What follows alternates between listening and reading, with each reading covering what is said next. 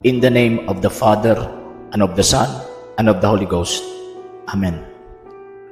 The angel of the Lord declared unto Mary, and she conceived of the Holy Ghost.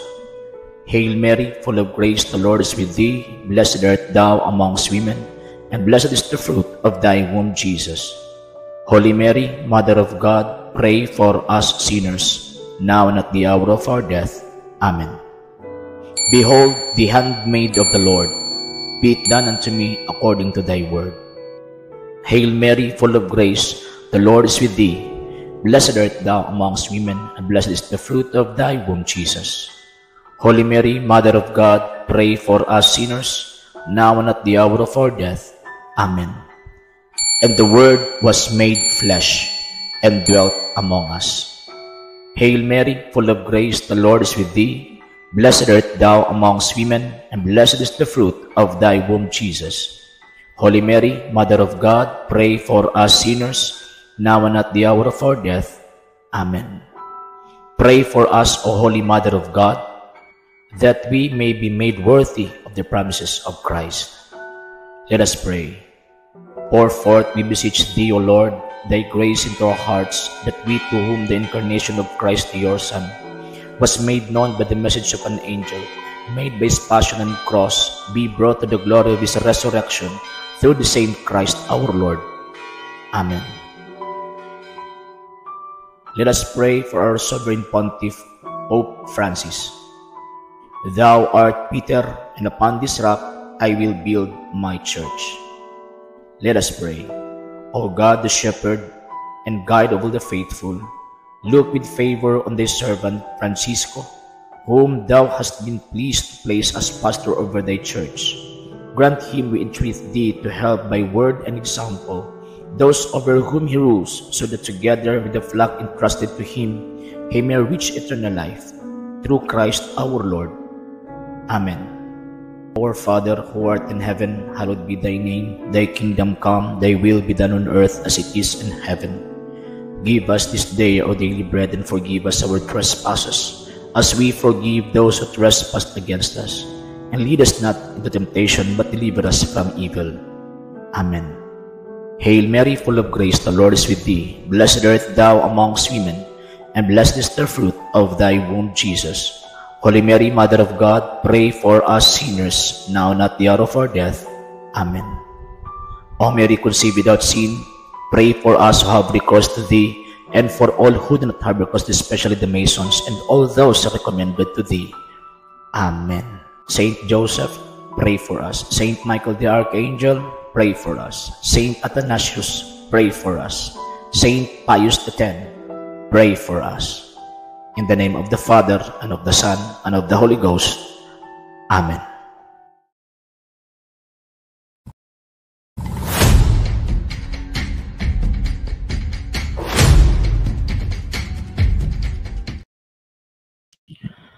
Magandang gabi po sa inyong lahat. Narito naman po ang inyong ating programa sa TV Apolya.Argumento na pinangunahan po ang Delay Catholic Apologist International. Sir Argeseno, samahan niyo po ako sa mikling oras, mikling panahon upang talakayin po natin ang mga bagay na may connection po sa atin po pananampalatayang Katolika. Recorded live po tayo sa atin pong tatlong main social media sites, ang atin pong RJ Horolan San II TV Apolya.Argumento page, yan sa ating dalawang YouTube channels, Delay Catholic, Apologist International Official, and RJ San II TV. So hindi po nakapag-follow sa mga pages po natin, i-follow nyo po yung mga pages po natin.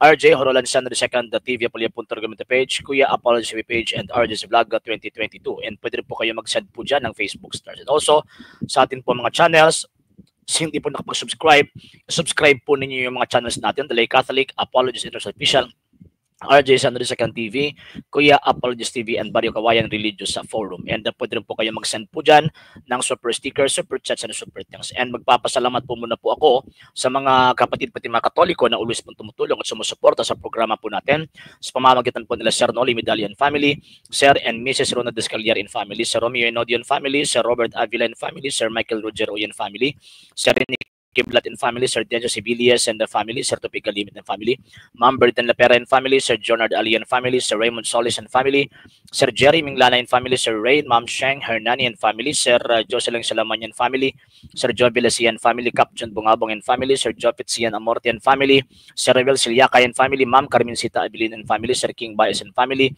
Sir Rizal Limit and family, and also sa lahat po ng mga Katoliko nga tumutulong at sumusuporta po sa programa po natin na hindi po napapabanggit sa mga pangalan po nila. Maraming salamat po. Nang dahil po sa tulong at suporta po ninyo, ang programa pong ito until now, dito pa rin po sa social media. And nantalo din po, nangailangan pa rin po tayo sa tulong at suporta po ninyo. Bakit po? Kasi wala po kami magagawa rito mga sir, mga ma'am, kung wala po yung tulong at suporta po ninyo. At maraming salamat po in advance. So gusto pong tumulong, pwede po ninyong ipadala ang tulong at suporta po ninyo sa pamamagitan po ng ating mga account numbers. Diyan po sa mga screens, yung tumatakbong information. And pwede niyo po kaming i-message sa ating pong page kung via remittance po yung ipadala po ninyo. Maraming salamat po in advance. Okay, mga sir, mga ma'am, recorded muna po tayo mga sir ha, kasi yun hindi po maganda yung ano natin hindi pa po restored yung signal po natin. So yun, na-recorded lang po muna po tayo. Then schedule po natin ito sa 6 PM ngayon po. And yun, mga sir, mga ma'am, hindi po muna po ako makapagbabasa sa mga komento po ninyo. Bakit po? Kasi again, recorded lang po ito mga sir, mga ma'am ha. Yung last po kasi, yung kahapon na wala po kasi yung signal po natin kahapon. So, yan po yung reason na hindi po tayo nakapag-react doon sa talagang video, yung music video ng protestante na kung saan indirectly inaatake po nila ang pananampalatayang Katolika at dinadaan lang po nila sa gitawa at sa tinatawag po na kanta. So, pakikinggan natin ito, mga sir, mga ma'am, then after on that, iisa-isahin po natin yung tinatawag na kantang ito. And pinalabas po ito, kung hindi po ko nagkakamali ngayon, pero sabi nila noon pa daw po ito. Pero ngayon ko lang po nakita napanood itong video na ito. So iisa-isahin po natin at bakit po natin sinasabi na atake po ito sa pananampalatayang Katolika, particularly sa Christmas and sa dogma ng Santa Iglesia Katolika Apostolica Romana, yung dogma of the Motherhood of God and also the dogma of the Immaculate Conception. So yan po mga sir ha. So yun, panonoorin muna natin mga sir, then after on that, so every phrase po niya, pahihintuin ko po yung video, then pagkatapos magbibigay po tayo ng reaction mga sir. O ito po. Your baby boy will one day walk on water. Okay, and iatas muna natin mga sir ha. So actually, ang parang first phrase po niya, Mary, did you know? So alam mo ba Maria? So ibig sabihin po niyan meron po silang pag-iisip na ang mahal na Birheng Maria wala pong alam kung ano po yung kapangyarihan at ano po yung estado ng ating Panginoong Jesucristo na ipinagdadalang tao po niya for 9 months. So, and i-compare po natin ito sa biblical truths and at the same time sa traditional truths concerning sa turo ng Simbahang Katolika at turo ng mga fathers ng Iglesia Katolika Apostolica Romana. Continue natin mga sir. Mary, did you know your baby boy will one day walk on water? Actually, alam po ng mahal na Birhen Bakit po? Kasi sinabi po kasi pinuntahan po siya ng anghel to announce about the pregnancy of the Blessed Virgin Mary. Sabi ng anghel po kasi sa kanya, actually sa panahon na yun, nasa tamang pag-iisip po ang mahal na Birhen. Hindi po yun panaginip. Talagang nagpakita po, literal, ang anghel Gabriel doon sa kanya to announce na magdadalang tao po siya sa anak ng Panginoong Diyos. And according sa banal na kasulatan, kung babasahin po natin yung St. Luke chapter 1 verse 26 hanggang sa 43, makikita at maintindihan po natin na yung information po kasi na ibinigay po ng anghel detalyado na ang ipagdadalang tao mo ay ang bugtong na anak ng labing kataas-taasang Diyos. So ibig sabihin, alam ng mahal na Birhen kung sino po yung ipagdadalang tao po niya at alam po niya ang kapangyarihan ng batang ito. Kasi sa panahon po kasi nila mga sir, mga ma'am, sa panahon po kasi ng mahal na Birhen, alam po nila kasi na sa panahon po nila, dyan po isisilang yung tagapagligtas, yung Savior, yung Kristo. Sa panahon po nila, dyan po isisilang, kasi yan po yung prophecy ng mga propeta eh. Na sa panahon po ng Fourth Kingdom, dyan po isisilang yung tinatawag na tagapagligtas. And yung Fourth Kingdom na yan, refer po yan sa Roman Empire. So, calculated po yan. Sa panahon po nila, meron po mga propeta eh. And calculated po yan na sa panahon nila, dyan po isisilang ang Kristo. And at the same time, ang mahal na bilhin at the same time, sa panahon po na yan, mga sir, mga ma'am, nagdadasal po siya sa Diyos. Sabi niya, Lord, kung pwede, ipahintulot po ninyo according po sa mga mystics, for example kay blessed itong si yung writers ng Mary of Agreda, City of God. Meron pong dasal ang mahal na birhen na kung pwede, Panginoon, ipahintulot sana ninyo na pagsisilbihan namin o pagsisilbihan ko yung ina ng tagapagligtas. Kasi alam po nila na sa panahon po nila, yun, isisilang po yung tagapagligtas. So, tagapagligtas na yun, ang paniniwala po nila Diyos. Kaya nga po, di ba? Isaiah, according to the book of Prophet Isaiah, Emmanuel po yung tawag eh. Ibig pong sabihin, ang Diyos ay sumasama po sa atin. And Isaiah chapter 9 verse 6, itong batang ito, Diyos. So, alam po niya na itong batang ito, paglalaki ito, yun, talagang gagawa po ito ng mga malalaking milagro na ang Diyos po mismo yung may gawa. So dito, did you know, Mary, that your son will walk on water someday? Alam po yun ng mahal na birhen. Alam po niya kung ano po yung capacity ng kanyang ipinagdadalang tao kasi anak po ng Diyos eh. Pag sinasabing anak po kasi ng Diyos, sa Jewish culture po kasi, sa Jewish understanding concerning Son of God, kasi nailalim po kasi sila sa nailalim po kasi sila sa pagan nation for not less than 10 decades. So, nailalim po, naging subject po sila. So, pag sinasabi po kasi sa mga pagano na anak ka ng Diyos, Diyos ka rin. So, dito, sa panahon po ng mahal na birhen, pag sinasabing bugtong na anak ng Panginoong Diyos, at anghel po mismo yung nagsabi po sa kanya, alam din po niya na anghel yun. Kaya nga po sabi niya, be it done unto me according to thy word. So, alam po niya na yung ipagbubuntis po niya, totoong Diyos na naging tao. So, hindi po ignorante or inosente ang mahal na Birheng Maria kung sino at ano po yung ipinagbubuntis po niya. Alam po niya yung capacity. And ang pinakamasakit po dyan kasi, nang ipinagdadalang tao po kasi ng mahal na Birhen ang Panginoong Jesucristo, alam po niya ang mangyayari paglalaki na po ito. Bakit po kasi? Alam po kasi ng mga Hudyo. Dalawa po kasi yung Savior na iniintay po nila eh. Hinihintay po nila. Number 1, the political Savior. Number 2, yung suffering Savior. So yung political Savior, yan po yung majority na pinaniniwalaan ng mga Hudyo na darating. Pero ang dumating po kasi hindi po political Savior eh. Isa po siyang suffering Savior.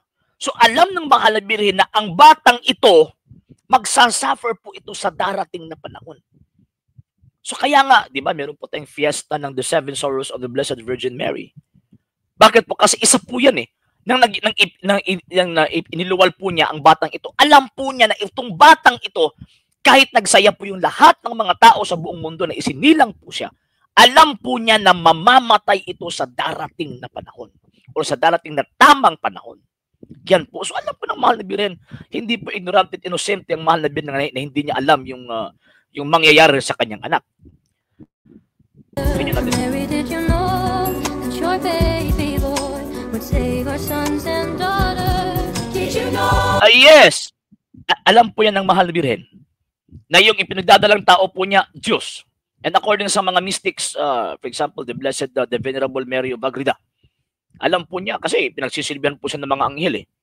And mismo ang mahal na Birhen, meron siyang inutusan na anghel na puntahan si Santa Elizabeth nang namatay si San Joaquin. And after namatay po ni Santa Elizabeth, pinuntahan. Tingnan niyo ha, hindi po ito mababasa sa aklat na Biblia, kung hindi mismo sa mga mistikong mga santo na binigyan ng Panginoong Diyos to present the hidden information concerning the life of Saint John and also the life of Mary in Christ. So, yun, pinuntahan. So, alam po niya na talagang milagroso po itong batang ito at ito po yung Savior. Ito po yung magliligtas sa lahat ng mga tao sa buong mundo. Alam po niya. So isang argumento po kasi dito sa music na ito, parang pinapakita po nila ang mahal na birhen, walang alam kung sino at ano po ipinagbubuntis o ipinagdadalang tao po niya. So, yan po yung hindi totoo. Kasi alam po yung mahal na birhen kung ano at sino po yung ipinagbubuntis po niya. Continue natin. That your baby boy has come to make you new. Dito. Itong punto na ito has come to make you new. Ano po ba yung mahal na birhen? So, ibig sabihin, nang pumunta ang Panginoong Jesucristo dito, ang mahal na birhen ay kagaya po natin na makasalanan. Hindi po. Bakit po? Kasi hindi naman po pwede magsisinungaling ang banal na kasulatan according to Wisdom chapter 1 verse 4 na hindi po pwedeng ilalagay ang wisdom ng Panginoong Diyos sa isang taong subject ng kasalanan. Hindi po. Hindi po pwede yun. And at the same time, alaman po natin, 1 Corinthians chapter 1 verse 24, si Kristo po yung wisdom ng Panginoong Diyos. Pagkatapos ilalagay mo doon sa isang taong makasalanan. So dito pa lang, to make you new, ang mahal na Birhen Maria, before pa naging taong Panginoong Jesucristo, new po siya eh. Siya kasi po yung new Eve. Siya po yung bagong Eva. Ang bagong Eva, siya po yung source ng kasalanan, ang new Eve, siya po yung source ng grasya. Kung source po siya ng grasya, so ibig po sabihin po dyan, wala po siyang kasalanan. So mali po ito. To make you new. Mali po ito. Next. The child that you deliver will soon deliver you. Mali. Will soon deliver you. No po. Ang natanggap pong kaligtasan ng mahal na birhen, hindi po restorative salvation. Nakagaya po natin na ililigtas pa po tayo. Ang kaligtasan, yung salvation na natanggap ng mahal na birhen, preventive salvation. Salvation preventiva. Hindi po restorative salvation. So ito po, violation or kontra po ito sa dogma ng Iglesia Katolika Apostolika Romana, yung dogma ng Immaculate Conception. Bakit po kasi? Sa Immaculate Conception po kasi, ang Panginoong Diyos, before po niya ipinadala or before po niya ibinigay yung kaluluwa ng mahal na birhen doon sa sinapupunan ng kanyang ina na si Santa Elizabeth, nilagyan na po niya ng grasya. In-immunize na po niya na hindi po siya, itong kaluluwang ito, hindi po mapapasukan or magiging meron po siyang stain ng tinatawag na kasalanan. Bakit po? Kasi pag sinasabing kasalanan po kasi, it is an absence of grace. So ang kontra po doon sa kasalanan ay yung grasya. So kaya nga, before po ibinigay ng Panginoong Diyos yung kaluluwa ng mahal na birhen at inilagay doon sa sinapupunan ng kanyang ina na si Santa Ana, nilagyan na po niya ng grasya. Nilagyan na po ng Panginoong Diyos ng grasya ito. So ibig sabihin, wala po siyang kasalanan. And itong tinatawag na mahal na Birheng Maria, dineliver na po siya before po siya naging tao. Before po siya naging, iniluwal po siya ng kanyang ina. At ang Panginoong Diyos po yun, yung may gawa niyan. Kaya nga sabi ng mahal na Birhen, St. Luke chapter 1 verse 47 na meron po siya tagapagligtas. Bakit po? Kasi iniligtas na po siya. Una, before pa namatay ang ating Panginoong Hesukristo. At ginawa po yun ng Panginoong Diyos. Hindi po natin pwedeng i-question ang Panginoong Diyos sa bagay na yan. Bakit po? Kasi confirm po yun ng langit eh.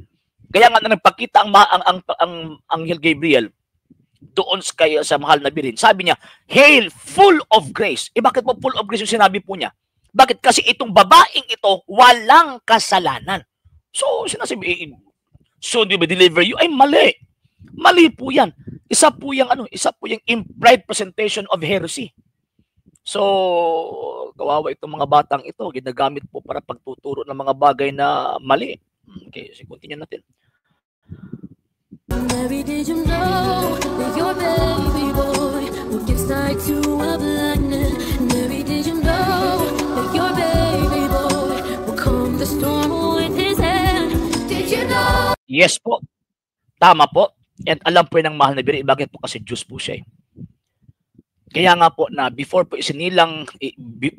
niya iniluwal ang batang ito, sabi niya, itong lips po niya, wala pong una at ang pinakahuli na makakatanggap po sa halik ng mahal na Birhen ang batang ito.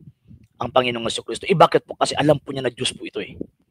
Alam po niya na gagawa po ito ng milagro at magpapatigbabaw po yung talagang magiging magpiprevail po yung divinity sa mga gawain po niya. Nandiyan po yung humanity po niya, hindi po yun mawawala. Pero sa mga bagay na imposible sa isip, imposible sa feelings po ng tao, magagawa po yan ng Panginoong Diyos. At alam po yan, bubuhayin po yung patay, yung mga bulag, makakakita, lahat ng mga milagro, magagawa ng Panginoong Jesucristo po yan. Baby boy has walked where angels trod. When you kiss your little baby, you kiss the face of God. Mary, did you know? Mary, did you know? Diba? So dito niyo po makikita na meron pong tinatawag na dalawang presentation, di ba? Meron pong truth at saka false. Half truth po kasi, truth at saka lies. So ang half truth po dito, ang truth po dito, gagawa po siya ng milagro. Diyos po siya. Tama po yun, hinalikan po ng mahal na birhen yung Diyos mismo. Yung mukha po ng Panginoong Diyos. Kasi Diyos po yun eh. Yung ipinagdadalang tao ng mahal na birhen, totoo po yung Diyos. Gagawa po ng mga malaking milagro? Yes. Alam po niya alam po niya na mangyayari po ito lahat sa darating po na panahon niya. Alam po ng mahal na Savior po ito. Yan po yung truth. Yung lies naman, number one, sinasabi po nila na walang alam ang mahal na No, mali. Naging sinungaling ang anghel na nagbibigay sa kanya ng information concerning sa kanyang misyon na magiging ina ng pangalawang persona ng Santissima Trinidad. Number two, yung implied presentation po nila na ang mahal na birhen i-deliver pa, i-restore po siya. Mali. Bakit po? Kasi ang salvation na natanggap ng mahal na birhen, hindi po restoration, kung hindi prevention. Number three, alam po niya Diyos po yung, itong Diyos na ito, hindi po titira. Hindi po titira sa mga, tao merong kasalanan. Sa kanila, ang lies po dyan, sa presentation po nila, ang Panginoong Diyos, tumira doon sila po ng mahal na birhen na kailangan pang iligtas. Diba? Diyan po yung diferensya. So, iilan lang po yung mga diferensya. Pero, sa totoo lang po, magiging lason po ito sa lahat ng mga Katoliko na hindi po alam yung pananampalataya. Yan po mga sir, mga ma'am. So, kaya nga tayo mga Katoliko, careful po tayo. Bakit po? Kasi ang dami-dami na po mga musics karon eh. Ngayon, karon naman. Ang dami-dami po kasing mga musical presentation po ngayon na parang sinasabi natin na parang okay. Pero ang totoo po diyan ay hindi po okay. Bakit po? Kasi ang mangyayari, tinitira po nila yung pananampalataya natin eh. Tinitira po nila yung pananampalatayang Katolika na galing sa ating Panginoong Jesucristo. So kaya nga po, careful po tayo. Yung mga kanta po natin ngayon, sa panahon po sa pagsa-celebrate po natin ng Christmas, dapat careful po tayo. Bakit? Kasi, number one, dapat ang sentro ng ating celebration ang Panginoong Jesucristo.